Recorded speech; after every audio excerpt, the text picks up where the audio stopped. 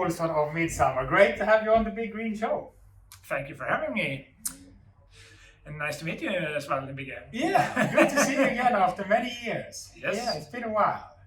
Yeah, off and on over the past 20 years maybe. Yeah, we've met a lot of times. We've both sort of been in this energy, clean tech growth company scene. So I think it's very suitable that you are now at Midsummer, a growth company in solar in the energy field. Yes. So tell me a bit about the company. So Midsummer started in almost 20 years ago. It's been around for a while. And as many of the deep tech companies, the first decade always goes for pure technology development. To actually develop the processes and the cell technology and actually the equipment for manufacturing to build the machines. Exactly. Yeah. Exactly. To actually develop the product and having something to take to the market. I mean, in many other cases, that process is very, very fast, but in deep tech it takes a long time. And so that's what the four founders did. They had a long background in equipment manufacturing companies, right. from the CD manufacturing. Right? Yes. Yeah. So I mean, Sweden was one of the leading producer of the equipment manufacturing the CDs. Okay. An industry that obviously died in the beginning of the decade when everything turned digital. But at that time, Sweden was large in that scene. And so the founders had that background and also background in manufacturing LCD screens for and that company is still around, Mycronic, which is one manufacturing of those equipment as well. So from that background, decided, solar industry will probably boom soon. So let's start becoming the one producing the equipment for that industry. And so that's what it did. And if you look at the machine, it actually has a lot of similarities to a CD. It looks like it's printing CDs almost. Yes, yes. Very, very similar. And in the composition of a CDRW, the rewritable CDs, many of us used in the beginning of the decades. Maybe you have a lot more younger listeners that doesn't even know what a CD is. Yeah, exactly. Or CDR. For all you youngsters, a CD is a round disc. Yeah, and it's very similar to how you do this. Yeah.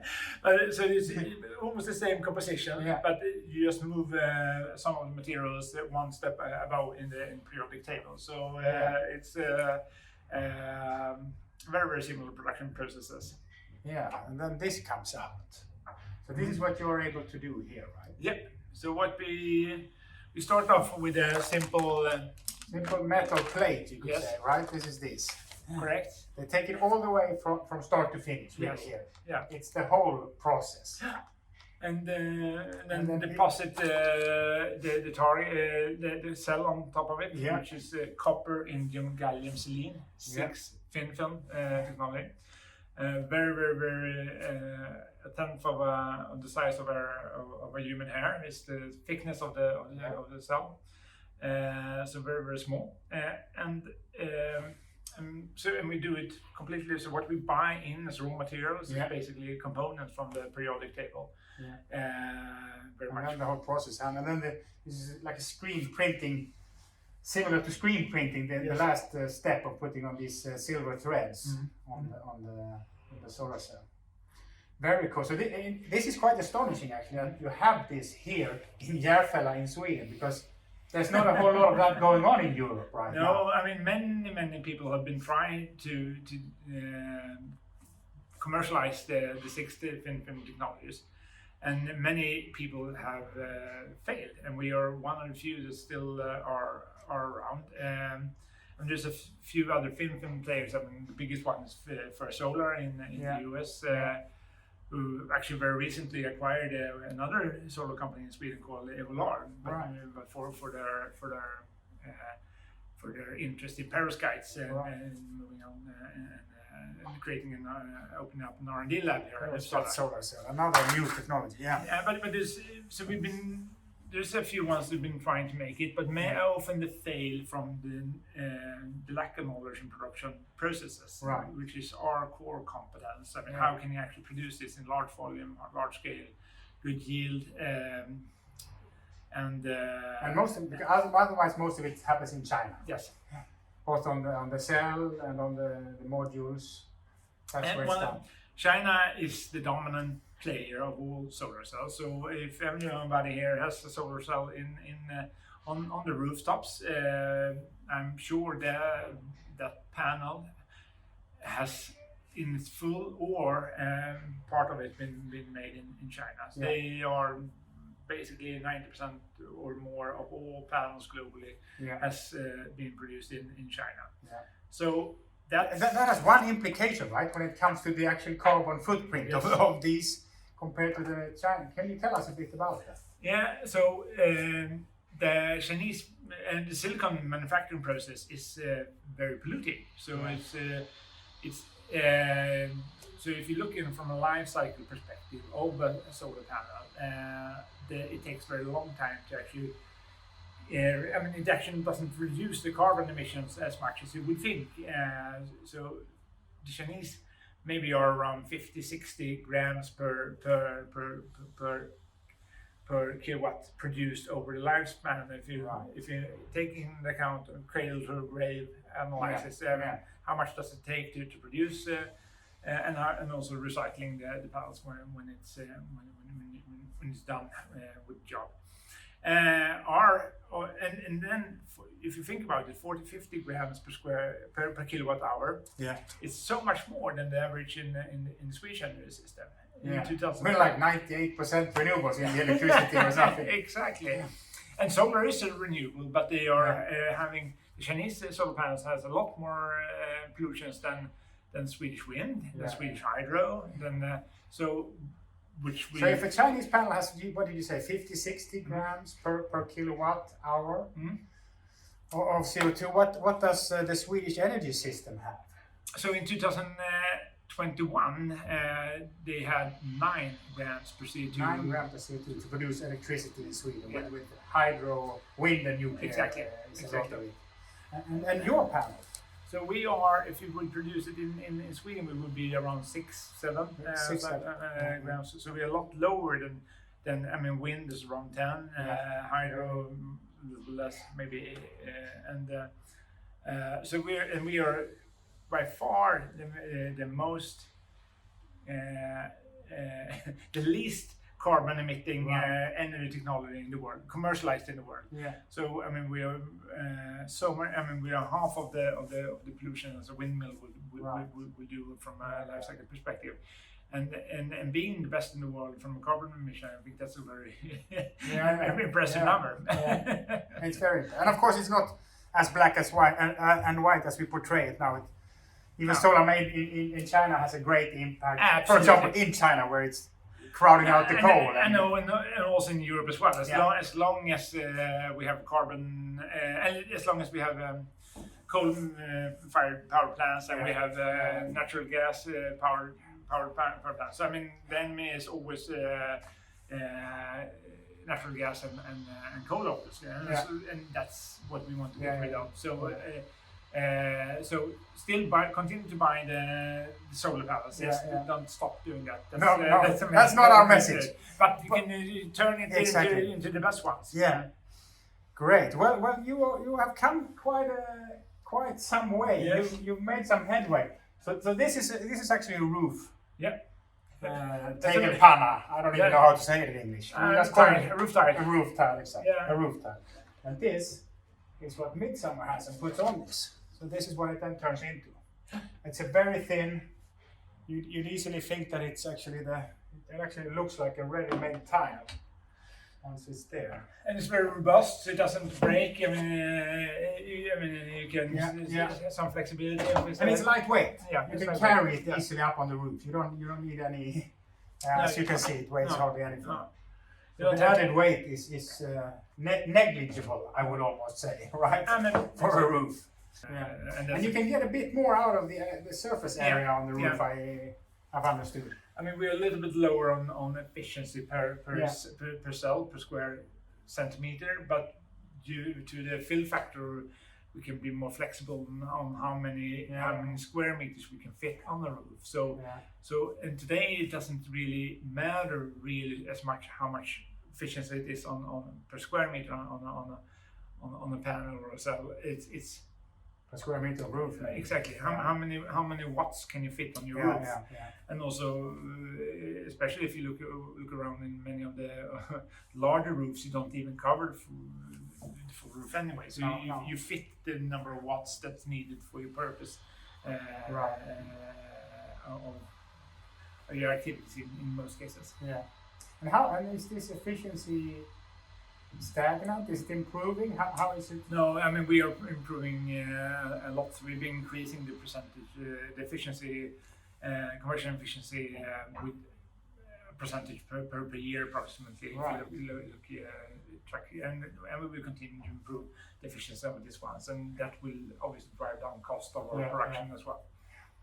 And I can imagine larger scale production would also decrease the production cost. So tell me a bit, you've done the first steps in Italy for a bigger factory. So what we did here, I mean here in Järfälla where we're sitting today is where we have our demo production. And that one produces approximately, today it produces approximately 20,000 square meters roof per year. Right. Or solar panels per year, 20,000 square meters. This one will ramp up here during the coming year here to 4 and then later on 60,000 square meters per year. But then we're also building a fab in southern Italy, in Bari. And the reason for that is that we got a grant from the European Commission, their program called EU Recovery and Resilience Fund, and that's money that goes into restart the European Union after the pandemic, with a focus also on green technologies and so on. So a non-dilutive grant. So and that's been a long journey because it was a very administrative tough period for us, and we were supposed to get the money paid out a year ago, but then they kind of changed the way they looked into the how it's going to be paid out. But we are very, very satisfied that we actually got the first tranche of the money in the end of April, and that is the receipt that the model works, that they are actually standing by the words now, and that everything is so now we are full throttle. So we have started employing people in Bari, and we have shipped down the first machine. So that's what's triggered the payout, and that's what we wasn't sure about it until we actually received the money. So how much do you plan to produce there? So fully built out, it will be 50 megawatts per year, which is equal to 500,000 square meters approximately. 500,000 square meters to be produced per year. And we expect to now when we have we have the building, we have the first 5 machines down there right now.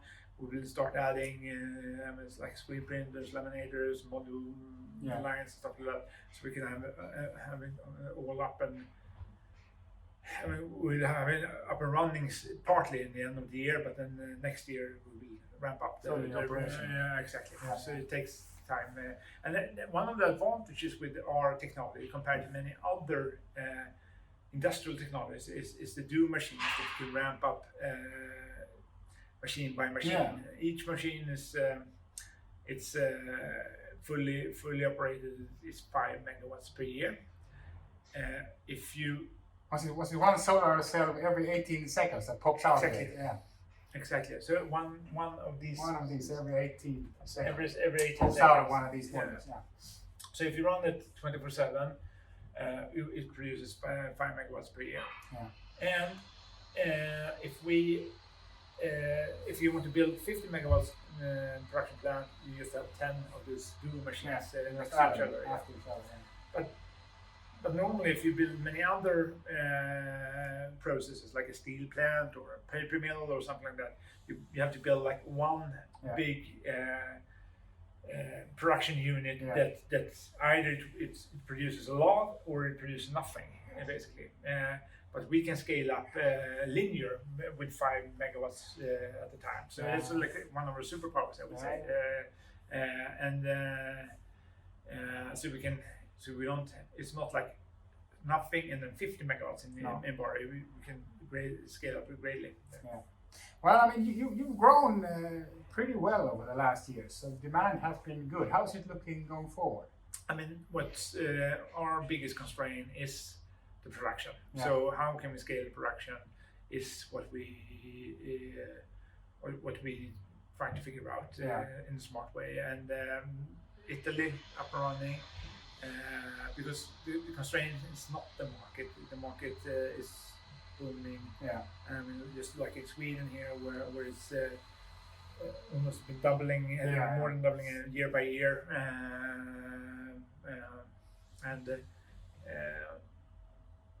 So it's so that's not the challenge. No, production is the challenge for it now. Yeah.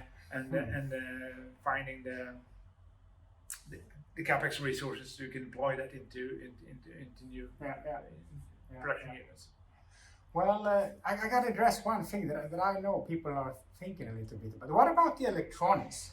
When you put something on the roof like this, and if it's integrated into the roof, is it a challenge if something breaks down? If a part of it, how is it to switch some part of it or fix it? Or? No, I mean to start with, we have all certifications and.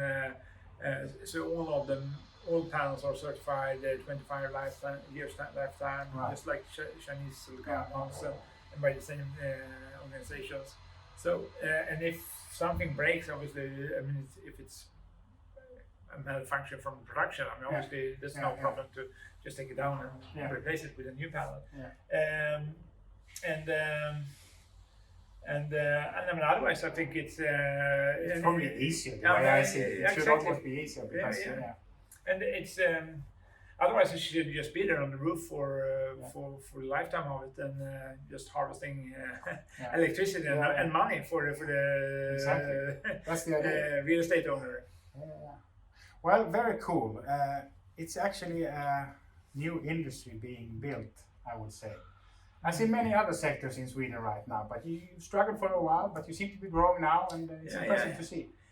And I think that's one of the other, I think, impressive things with the Midsummer that we've been having the endurance of growing slowly but steadily over the years.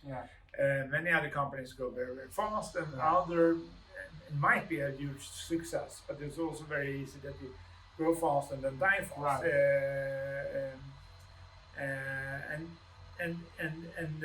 But this type of it is very, very difficult to build a state-of-the-art deep tech technology. It takes time. So and you meet so many other entrepreneurs, and I also met so many other entrepreneurs previously in my life. So.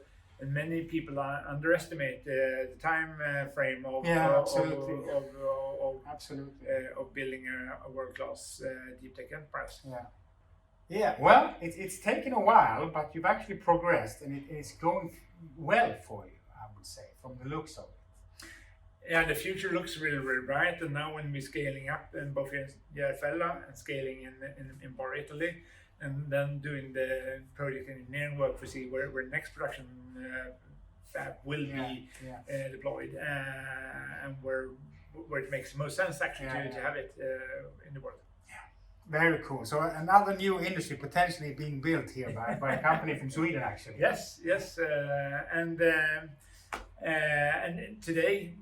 You can just order the solar panels, and our installation personnel will come to your villas and put it on top, or if you're a real estate owner on your logistics center, shopping center, whatever it may be. Correct. You already have it ready to ship. Ready to ship, absolutely. Great.